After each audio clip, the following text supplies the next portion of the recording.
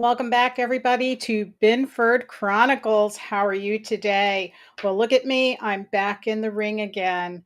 So, I wanted to make this special announcement. I'm teaming up with another group, and I want you to go to IndianRiverConnections.com. That is also a partner company of mine. I have three other partners: Leo Maldonado, John Karapi, and Mike Bolak.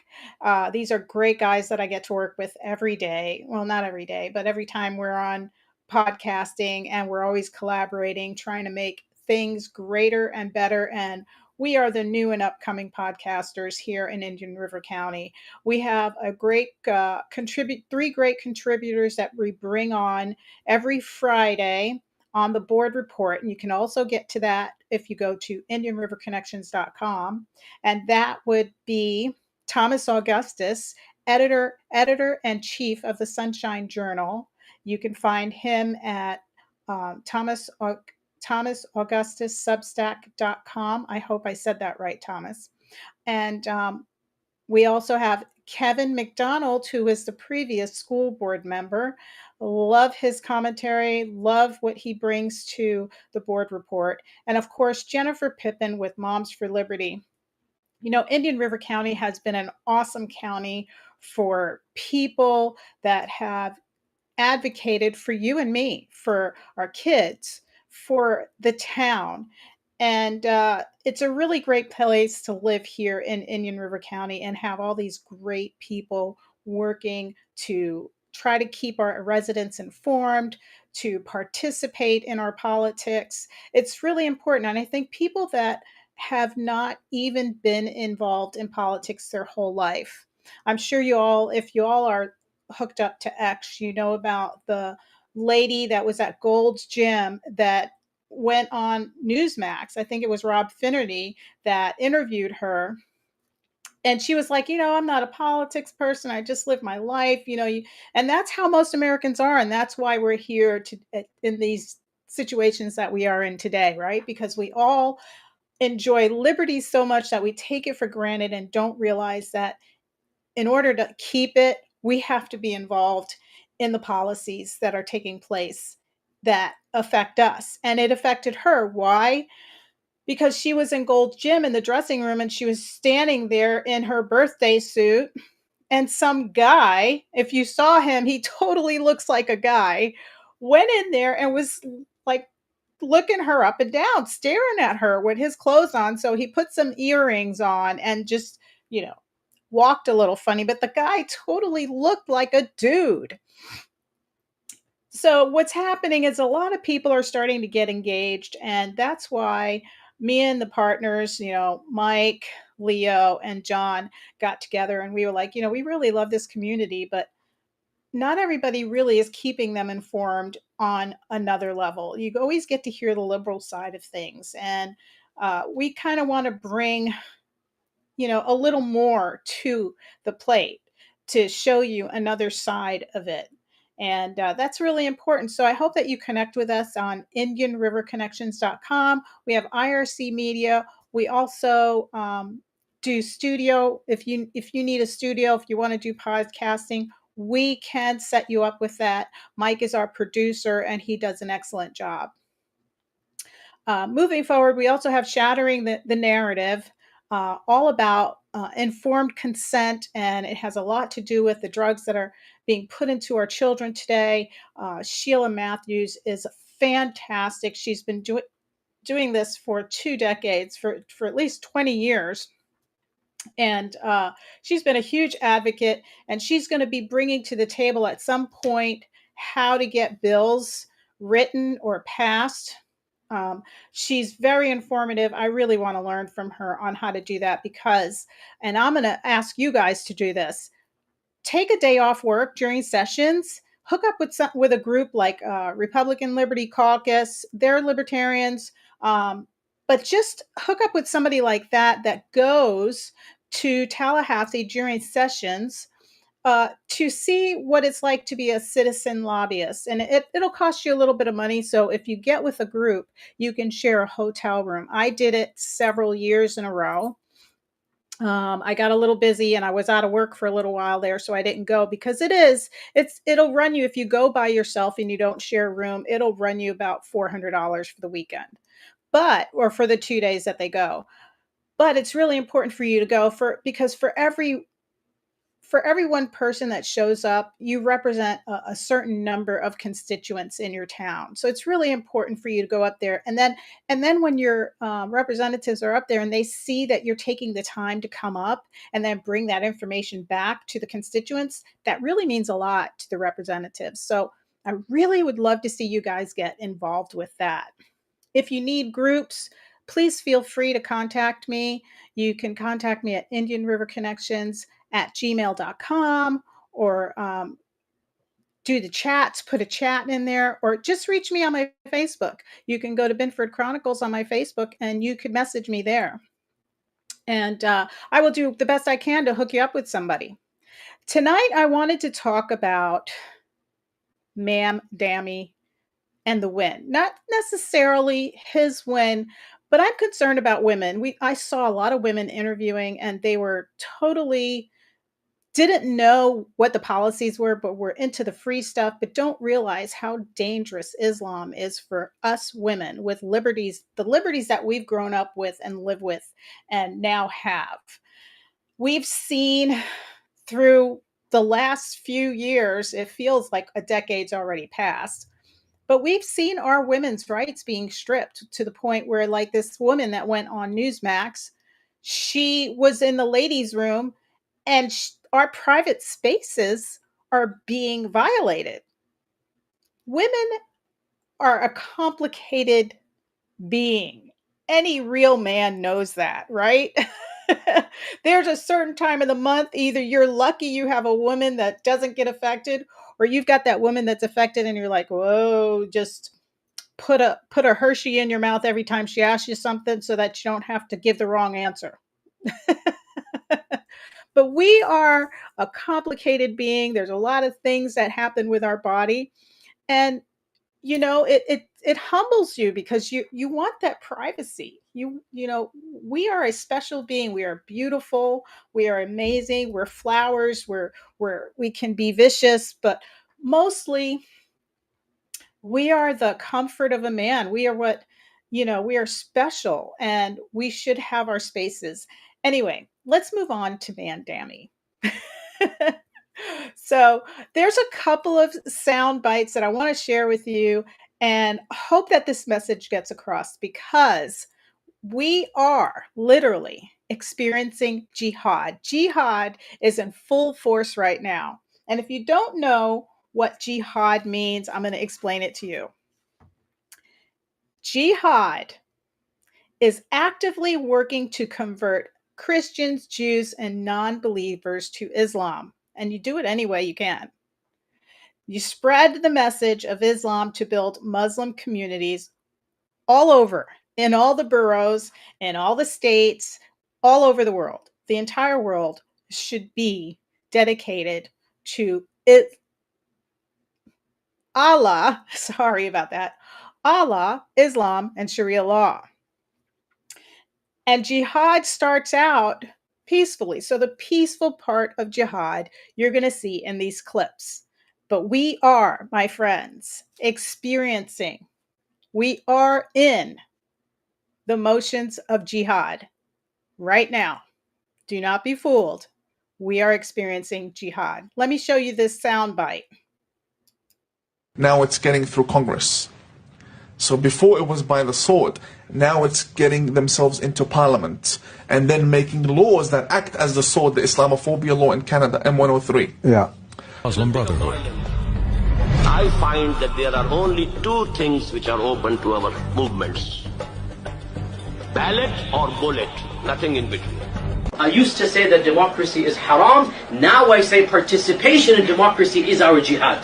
That's our jihad. We're going to fight not through the bullets but the ballot. Going to the ballot and voting is now an obligatory action, fard ayn. And it is a jihad that is now needs to be done because this is our modern jihad. You can elect a person who wants the Sharia. Because in the United States, what we do know is that in the past election, just this last election, There have been over 800 Muslim candidates running for office. We may end up with about 50 members of Congress in the next 6 years. That's really the essence of dismantling the system of injustice, is to replace it with the people who represent the Prophet ﷺ. Exactly. Now, I want you to understand that we are in a peaceful jihad right now. It's ballot versus bullets. You heard him say that. Now, if this works, it will stay this way and they will move. I mean, we will not have major wars. We might have uprisings in the streets. We might have crime increasing. But when he says ballot against bullets, we're not talking about war in the streets like we've seen in the past. But what we are going to see is what we're seeing in Britain, what we're seeing in the UK, women, non-believers being attacked in the streets, individual, these are individual attacks, women being assaulted. We will see that crime rise. We will see transgender people being assaulted. But their plan is going to be in jihad. This is the peaceful jihad that we're seeing right now. And this is how they get into office: gain the trust, tell the people what they want to know, sound like the people, right? Because you can't get elected if you don't sound like the people.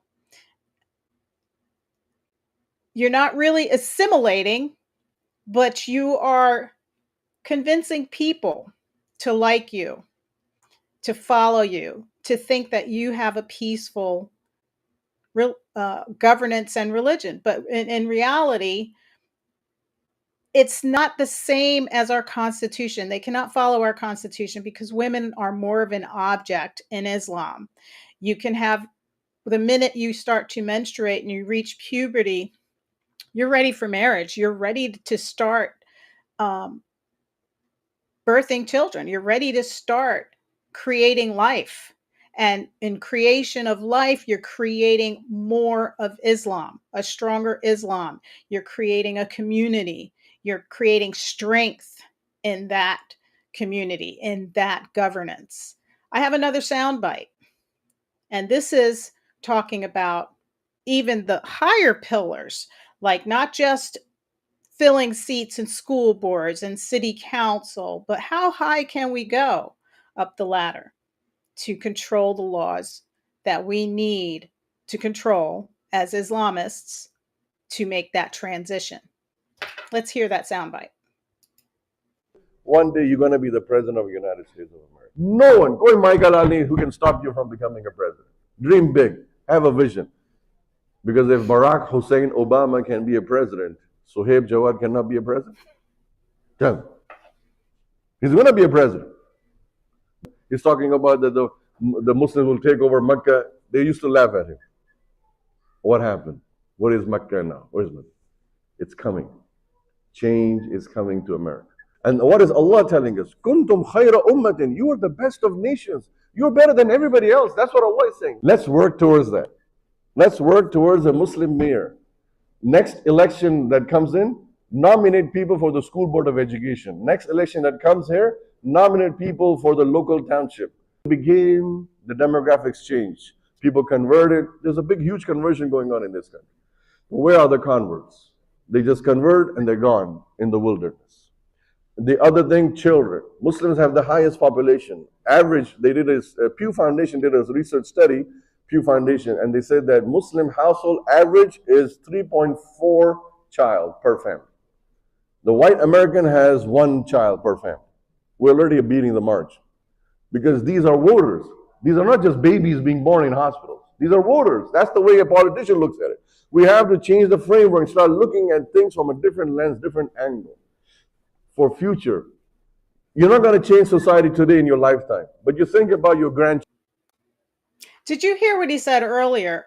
If Barack Obama could be president, you know how many people questioned his legitimacy as a president? It questioned his birth certificate as a president. And here you're listening to someone, a Muslim himself, pretty much saying out loud that we had every right to question the legitimacy. Every right to question that legitimacy. And I'm going to tell you this, and I believe this. And I believe this not because it's just coming out of nowhere. It's because of what I've seen, of what we're seeing here in America, Dearborn, Minnesota, Michigan, New York, Colorado. We're seeing it everywhere. And I believe, oh man, I just lost my thought. What I believe is that this is going to be a long cycle. We're not going to see it just turn overnight. But they're getting closer. They're getting much closer to it. Just think about it. When we had the elections in New York just recently, right? We already knew there was 1 million plus Muslims in New York City. 1 million plus. 2 million people came out to vote. And this is the other thing. They played us. They played us right because Cuomo, Casket Cuomo, there's a reason I call him Casket Cuomo, and I know you know why. I probably can't use that word here on live TV, on live channels, but Casket Cuomo dropped out.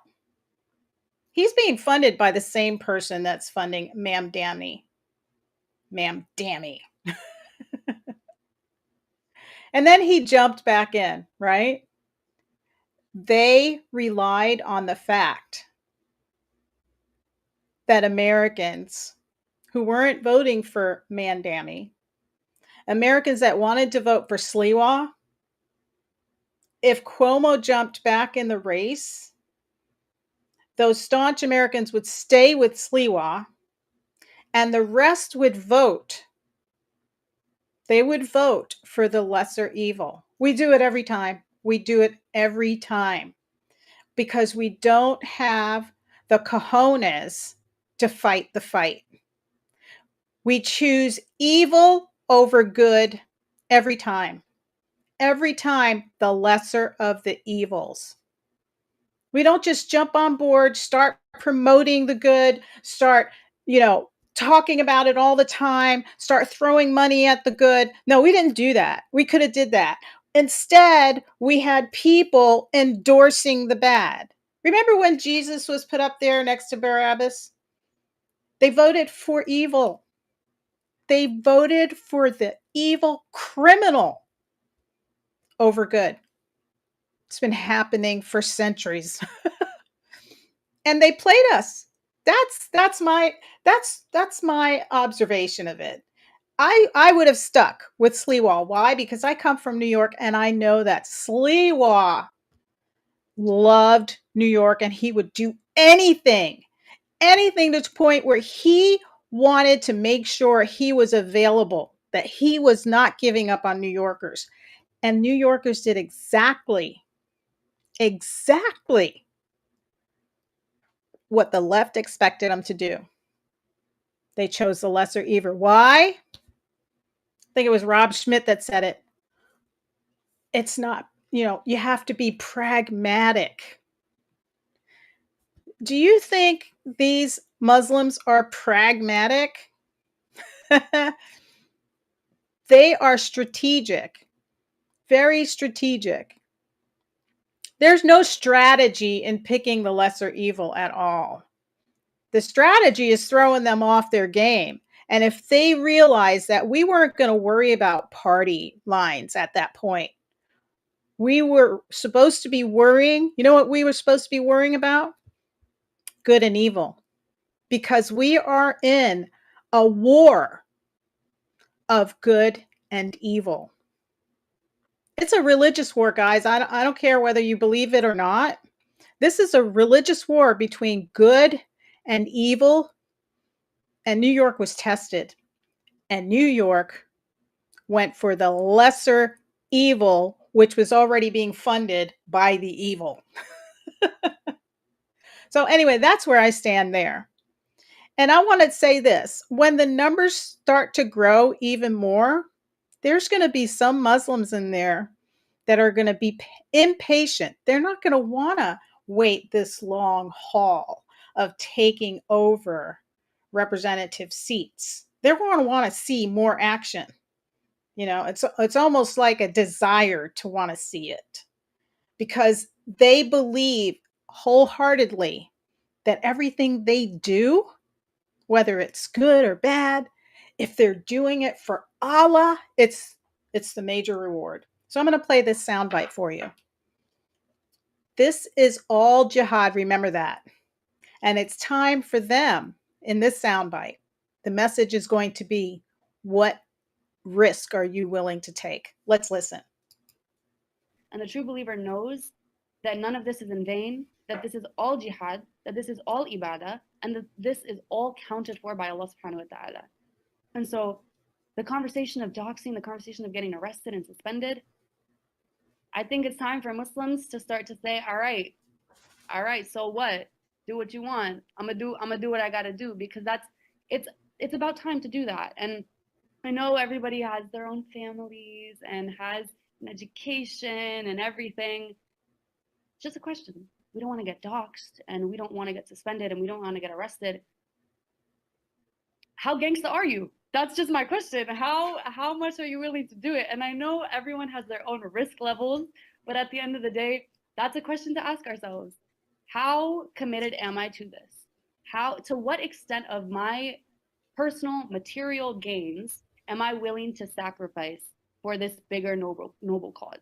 And subhanAllah, I truly believe that when your heart is in the right place, if you get suspended, if you get doxxed, because it's bound to happen when you're doing a righteous cause and when you're doing something for the sake of Allah here in the West, it will never ever be in vain. And the true believer does not fear that, because the true believer knows that the akhirah is a promise. Do you hear that? That is what I'm talking about. And these are the young people that are getting brainwashed by this, excited for it, thinking, well, we're not doing enough. We like doing these rallies. She's probably been to some of those Palestine rallies and loving it. Getting out there and feeling the power of all those people in the street, taking control. It's like a high. It's like a different high. And these young people are getting into that. And she's already getting that feeling like, come on, guys, whatever you do, it's going to be good in the end. So, like, what are you willing to sacrifice? It's already feeding there. This is the parasite. When you let in these multicultures like this into your culture, what it is, it's not assimilation. It's a parasite that eats away at the hosting country's culture. And that's how Britain has lost its culture. You go over to Britain, oh my gosh, they're arresting their own British people that are rejecting Islam.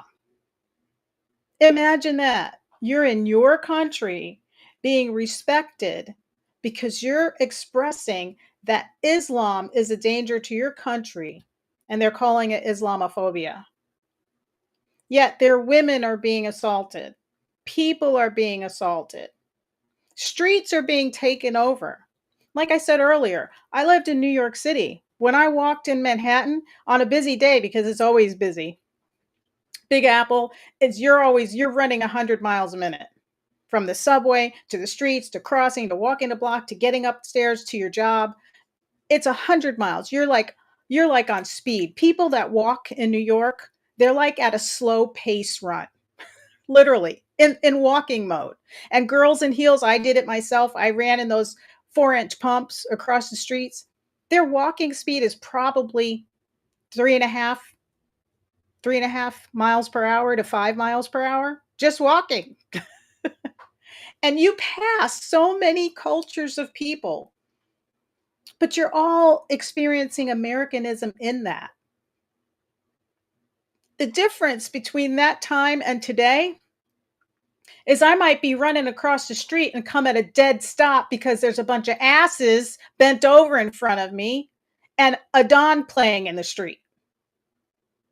That's what it is today in New York City. You'll turn the corner of a busy street and bump into a row of asses bending over, stopping traffic, stopping everything to pray with the loud adhan in the street. That's That's not assimilation. That's domination. And this is what New York's introduced itself to. This is what voting for the lesser evil did. And I wish people would stop beating up Sliwa, because you know what? Grassroots people will not want to run ever again anymore, because they keep losing to the lesser evil. What the F is the point? Just hand it over. Sliwa was a great candidate. Mamdani, you think he knows more than Sliwa? Do you really think he knows more than Sliwa, who grew up in the street, rode the subways, is a hardworking man, he's all over the place. Knows Rikers Island. No, I mean, the guy is a New Yorker. So it just blows my mind where New York has ended up. It really has. And it's a sad transition that New York is going through. So let's take a look right now at the latest campaign ad after winning that Mamdani has run. Good morning, New York City, and thank you. Last night we made history, and today we begin the work of making a new administration. Welcome to the transition. This is the period over the next few months where we build a city hall that delivers on the promises of our campaign, to make New York City affordable and to make government accountable to the people it serves. As we prepare to govern, we'll start announcing the leaders who will help implement our agenda. People like deputy mayors who oversee entire areas of government, and the commissioners who carry out the critical work of city agencies. These appointments will be driven by excellence, integrity, and hunger to solve old problems with new solutions. Talking to organizers on the front lines of the fight to improve our city, government veterans with proven track records, policy experts from around the country and the world, and working people who know better than anyone what our neighborhoods deserve.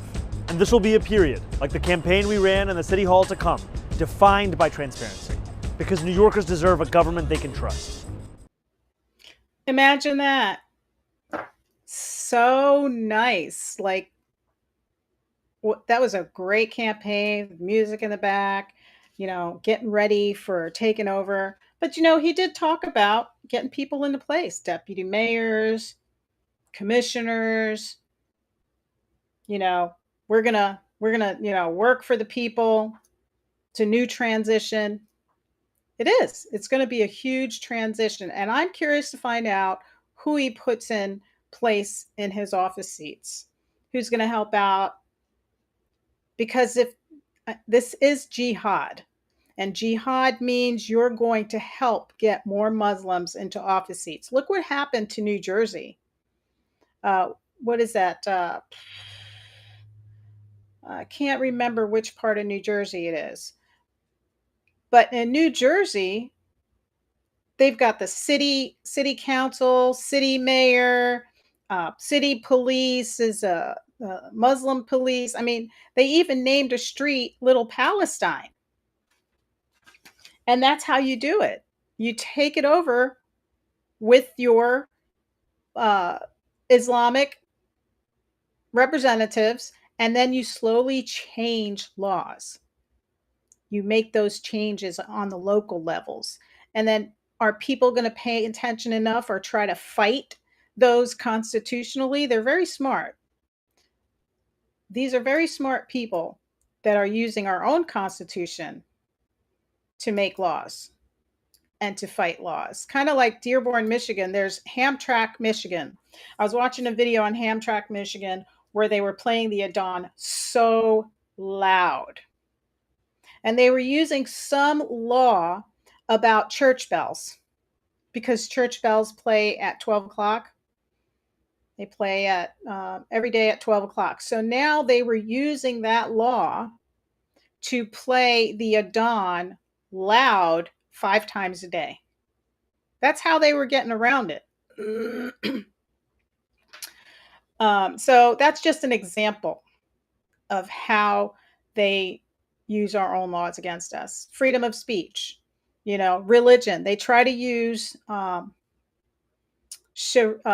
Islam, the religion, as a way of saying, well, you're Islamophobic religion. No. Your Sharia law and the Quran is a governance that also controls women. It looks at women. It covers them up completely.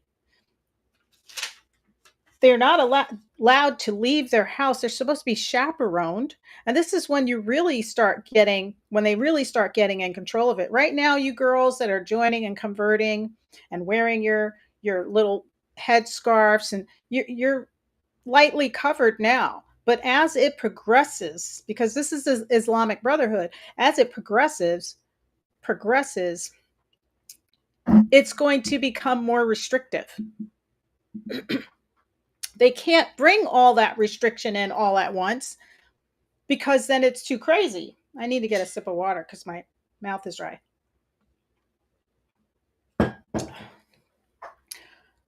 So it's a slow decline in your values as they become stronger and take over. Now, I want to give you a sound bite from a lady in Britain, and she's going to talk about how multiculturalism has affected the culture of Britain. Here she is. Politicians doing everything is doing. I think there is a big responsibility of the Muslim community in that, because we have tried to change the British. It is totally different now. It's nothing like Britain before. You know, it's everybody's like doing their own thing and they want to adapt everything. So this country's own culture has disappeared. You know, and I think this is something that needs to come back if we want to be, feeling the important. Because, you know, if the British society changed to other countries, rules and religious expectation and everything, then you cannot expect, the Britain, politicians to be British to you. Yeah. So this is interesting. So you think Britain has been too accommodating almost? Yes, it is. And I think this multicultural, everything coming into it has made it like the society has changed to everybody's adaptations. Like everybody's doing their own thing, schools and everything, they're like having different kind of holidays. Everybody's having different kind of, their own adaptations. And I think, if you go to Tower Hamlets Council and you want to speak to someone about, before I would go to council and I would see that they would expect and they understand me. But now they will be like, oh, in your culture it happens, so adapt to it. I wasn't sure what she meant by that very last part, but she's right. I put this up here. Multiculturalism is the parasite that eats away the host country. It does, because multiculturalism is not assimilation. Assimilation is the melting pot. So we all blend in as Americans, but we still hold on to our cultures, right? So because she can come over to America and assimilate to Americanism, but it doesn't mean she has to change how she's dressing, right? It doesn't mean she can't find the ingredients to cook the food she loves to eat. It doesn't mean that she can't go and practice the religion that she practices. But she does have to assimilate and become American. There are a lot of Muslims that live in America that don't want to be under the Muslim Brotherhood of Sharia law. They came here to escape some of that. They still believe in Allah. You can't, some things you just can't let go of. They still believe in the Quran, but they don't want to have the extremism. They want to be able to open a store and sell candy and sell cigarettes and sell liquor. They've assimilated, but Islam will not allow them to do that. The Islam Brotherhood, there's a video out there on X of a Muslim going into one of those little gas station stores and telling them, this is haram. You have to get rid of this stuff. If you don't get rid of this stuff, we're going to come here and we're going to protest in front of your store till you get rid of it. This was in Texas somewhere. And that's what's happening here. And that has to stop, because that is the multiculturalism parasite that eats away at our culture. Our culture says, come here, be free, be who you are, but assimilate, be American, fight for America, fight for the freedom that you're getting here to have here. Don't give it up. You know, don't come here and expect us to give it up because that's not what you believe. But if you come here to live in America, join us, be an American. I'm not going to tell you, it's like if you came here from Africa to be an American, you're not going to suddenly turn white. You're not going to suddenly turn Chinese. You're not going to suddenly give up that you lived and grew up in Africa. No, but you're going to come here and be an American and stand for what we stand for, because what we stand for is what allowed you to come here. Most importantly, you know, what we have here is what allowed you to come here. Now, a lot of people have come here during the Biden administration that came illegally, crossed the border, that didn't really come here to care about America and care or to understand what it means to be an American. And that's the issue that we're having right now. We have a lot of those people here in the country. But right now, we've got things that are happening that are eating away at our culture. And Islam, the extreme Islam and Sharia law is what's eating away at our country. They are going to move into these positions. This is jihad. What they're doing is jihad. And the way they're going to win this war of conversion is by changing our laws, changing our systems, changing who we are. Now, I want you to hear this soundbite of Islam coming to every home in America. So know this, that Islam will enter every house. Every house. Don't worry about the Islamophobes. They can yap all they want. Their children will be Muslim. All those people of Taif, go to Taif today. Show me a kafir there. All Muslims. Read Tariq al-Thaqafi. Al-Thaqafi, this Qabila is from Taif.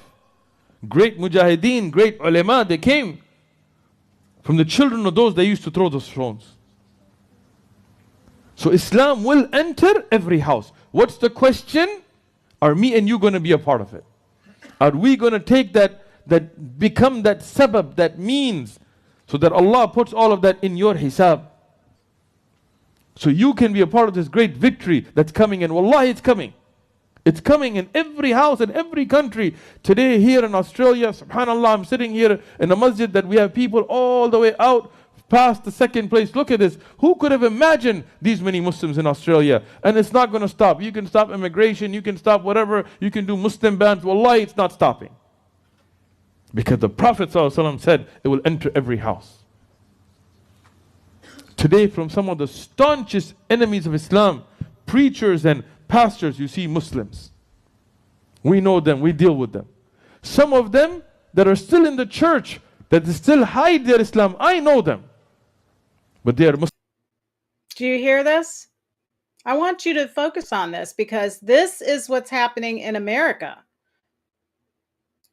I want to play that again. To every house. Today, from some of the staunchest enemies of Islam, preachers and pastors, you see Muslims. We know them, we deal with them. Some of them that are still in the church, that still hide their Islam, I know them. But they are Muslims. So inshallah, it will reach every place, but each one of us, our sisters, you need to be involved in the da'wah. Don't waste your social media. Utilize it for da'wah. Our brothers, especially our young brothers, stop posting videos of you, flossing and doing stupid dances and jumping off, stupidity things, No, we stand for that tawheed. Nobody cares what game you're playing that day or what burger you had that day. No, utilize your social media for da'wah. Now, this is jihad in the peaceful form. If it doesn't work in the peaceful form, then it goes from bullets to war, or ballots. Then it goes from ballots to bullets. So right now, jihad is taking the form where it's more relational, it's more communicated, it's feels more personable, as you can hear him talking, because real extreme Islam, when it gets to that point, will beat a little girl for having that phone, for doing that, for doing the very things that he said, because they don't want you socializing with Fauca or whatever we are called. They don't want you listening to music. It's crazy. You end up losing your liberties. Let's listen to the rest of this. And I'm just sharing this with you because I'm hoping people that have voted and really put all their trust in Mamdani realize this is coming out of Muslim mouths. It's not coming out of my mouth. This is not AI. This is actually spoken. For real. This is for real. Take those clips, take those reels, make videos, promote them, put them on your TikTok, put them on your Instagram, put them on your WhatsApp statuses, so that you can be a means of hidayah. Even if you're not out there getting stabbed like me, but you will be a means of people becoming Muslim.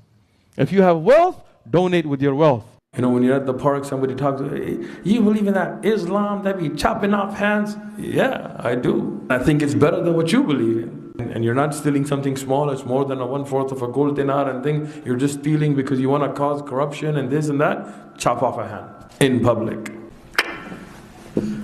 Let me see somebody rob you again. Allah, you're going to be walking around with wads of cash and people will be like, I don't even see it. Islam is our relationship. Kufr breaks our relationship. You could be from my enemy tribe, you could be from somebody I hate, but if you're a mu'min, if you're a Muslim, you are my brother, you are beloved to me. You could be my own father. If you fight Islam, I will fight you. This is the way a Muslim has to be. Today you see, and I'm not trying to mention any names, and I'm not trying to, I'm not a drama queen, I'm not trying to bring up any kind of drama here, but you see major figures in the Islamic community trying to water down Islamic concepts, right? Like, oh, the Sharia punishments were for that time. Who can it? Norway. If the Sahaba went to Norway, they would love it. They would migrate. I don't know. They would just be like, "Who needs Sharia? You have Norway." Like what? Like you think Allah Subhanahu wa Taala didn't know about the time and place that's gonna come? Like the Sharia is the Sharia. We believe in it. The hudud are hudud. We stand by them. We're not afraid of. We're not ashamed. We don't apologize. We don't water anything down. We don't compromise. None of that. So know this, that Islam. So I hope that you're getting a good idea of what Islam is by listening to these sound bites. And if you could share it with some of your New Yorkers or share it with anybody else who's dealing with somebody who's running for office that is not an American or doesn't believe in the Constitution or is an Islamic. I'm sorry, Islam. I reject Islam. They lie and they will not assimilate to our culture unless it's to pursue jihad and convert people. So I'm going to share this soundbite with you, and this is New York City after the win. Mamdani won, and you're going to hear what's going on and what's being spoken in the city. This blows my mind because I am from New York City and I spent a lot of time in Manhattan because I worked in Manhattan. And of course, at that age, you work in Manhattan. After work, you go and you have cocktails after work with friends on a Friday night. So we danced in clubs and we went around Manhattan. It was a lot of fun back then. So it was a very different atmosphere than what I see today. So I'm going to share this soundbite with you. We're done hiding. We're done. We're done being tortured and hurt and judged. This is the correct religion. This is the religion that all of humanity needs to be upon, of Islam. And we will not stop until it enters every home. So I want you to repeat after me. I want to hear it in every single district. It should tremble. Brooklyn should hear it. The Bronx dogs should hear it. Queens should hear it. Say it as if the ummah depends on this, my brothers and sisters. La ilaha illallah. La ilaha illallah. Muhammadan Rasulullah. There is no God worthy of worship except Allah, the God of Jesus, the God of Moses, the God of Abraham, and the God of the last and final prophet Muhammad sallallahu alayhi wasallam. Wow, that is my hometown city where I worked, where I played, where I was born. I was born in Mount Sinai Hospital. It blows my mind, and that city is definitely going through a transition. It's going to be a hard transition. I think probably the best thing for Mamdani to do is probably to slowly bring it about. But there are going to be some changes, and there are going to be more Muslims taking on roles in government there, whether it's in the school district, city council, you name it, any position that they can move into. And I'm looking, I'm going to be wondering if there's going to be some no-go zones ending up in New York City. So it's going to be on the radar, some place to watch, to see what happens, to see how it turns out. But New York City will never be the same. It's never going to be the same. And the socialist agenda is in place. The socialist Marxist agenda is in place. And I can't say it enough. I reject Islam in the United States. It has no place here. Sharia law has no place here. It will take away my liberties as a woman. The men will disrespect us as women in the streets. It's dangerous for women to be around these Islamic men that are practicing Sharia law, that are looking to convert people in large numbers. This is very dangerous for women, and women have been attacked for several years now, all the way from the transgender stuff going in, from the most recent one, the black woman that was in a Gold's Gym that turned around and there was an actual man in the gym standing there staring at her, maybe had earrings in there and kind of just walked like this and pretended, said he identified as a woman. So they let him in a woman's space. How violating is that? It's a horrible feeling for a woman to be standing there in her bare skin, the most vulnerable moment that she can be in, and turn around and there's a full-fledged man in the room. Imagine if that was a teenage little girl, because when you're 15, you can go to the gym on your own. 15 and 16.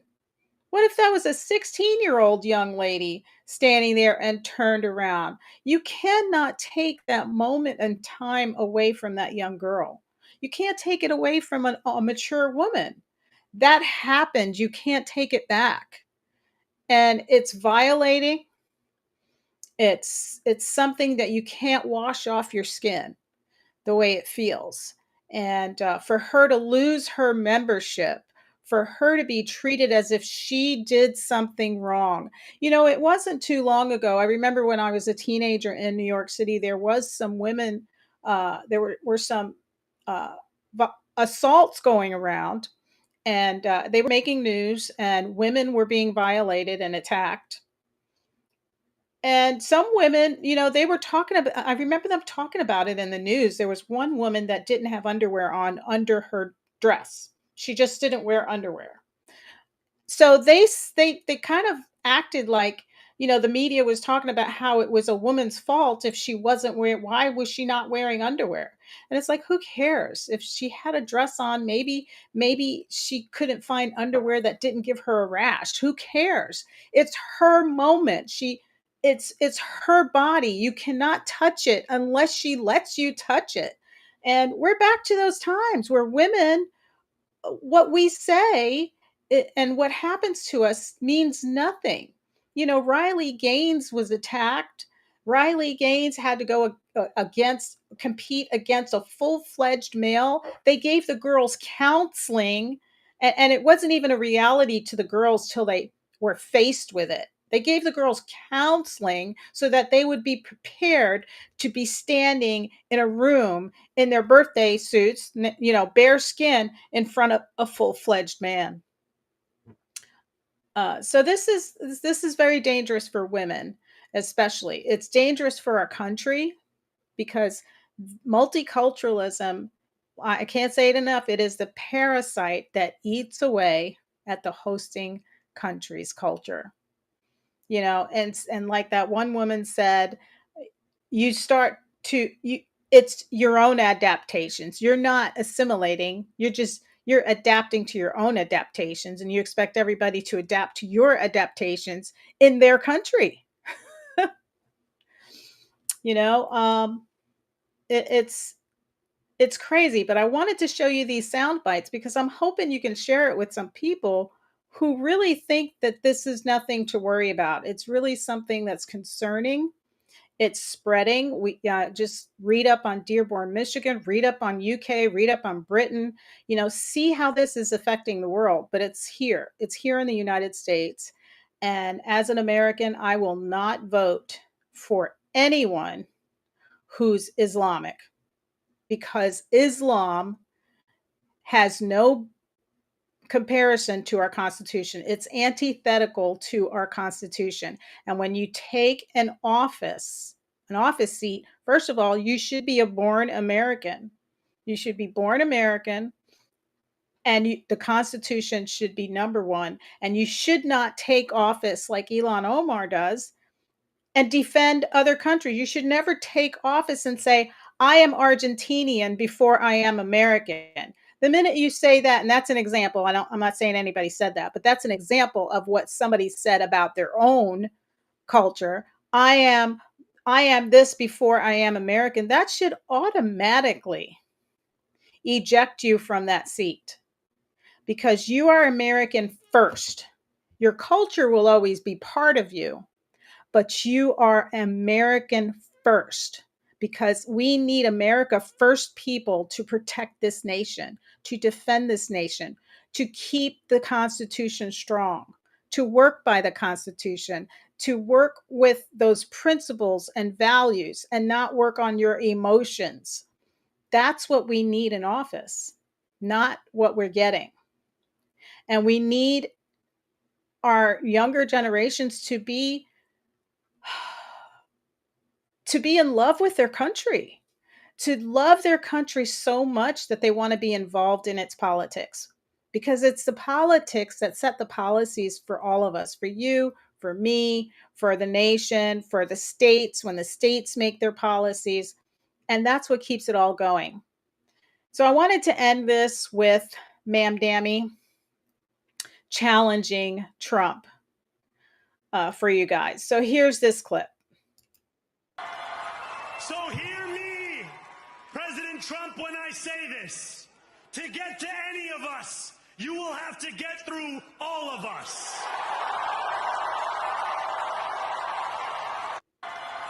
So hear me, President Trump, when I say this. To get to any of us, you will have to get through all of us. And what I'm thinking when he says through all of us, is he talking about Americans, or is he talking about all of the Muslims that he's going to help get into seats so that Jihad can get stronger and move forward with its agenda? So I want to leave that with you guys. Thank you again for joining me here in the ring on Binford Chronicles. Remember to share, like. We need you to hit the likes. We need you to share and subscribe. It really helps my numbers. Also, I got some new merch. I want to do a shout out to Morningstar. I had them print some hats and they had a little difficulty with it, but they gave me the best customer service ever. So I want to give a shout out to Morningstar. They're right here in Vero Beach. They printed my shirts. I got shirts for merch. And remember, we're going to do the conspiracy podcast at Where is it at? It's, oh darn, I just had a brain fart. But anyway, go to IndianRiverConnections.com and the Conspiracy podcast will be up there. And that is at Filthies. Yes, it is. It's at Filthies. The Conspiracy Theory podcast will be at Filthies, and we'll be there. And I'll also be there with some of my merch. So show up on Thursday. It'll be next Thursday because it's the second Thursday of every month. And remember to check out Indian River Connections so you can see all of our podcasters that are under Indian River IRC Media, Indian River Connections. And remember, share, like, and comment. Thank you for joining, and I'll see you next Thursday.